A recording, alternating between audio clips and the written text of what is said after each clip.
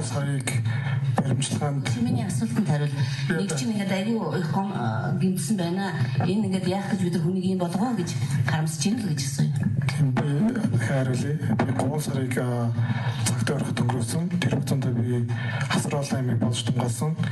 Энэ бүхэн бол надаас эхэлсэн.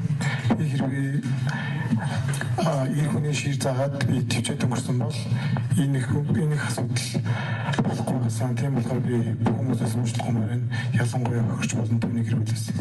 За. Би бас санаж байгаа. Тэгээд энэ доролцоо тэгээд хариулах 50 байж байгаа. Ер нь өшөө сайн шийдвэр гарах үедтэй гэж бодож харамсаж байгаа. За. Алтаачир.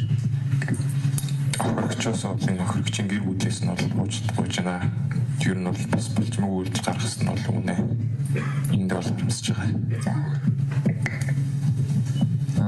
Хөрөгч болон хөрөгчийн гэр бүлд хөрсөн бүх юмд харамсаж байгаа. Гүнээ харамсаж байгаа. За цаашдаа ингээд дахин зодоо хийхгүй дээ гэж бодож байгаа зү.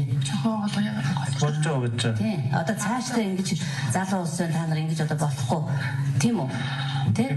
Тийм ер нь харьцаан дээр яах тач гэсэн анхааралтай авах хэрэгтэй гэдгийг л одоо залуучууд сайн ойлгох.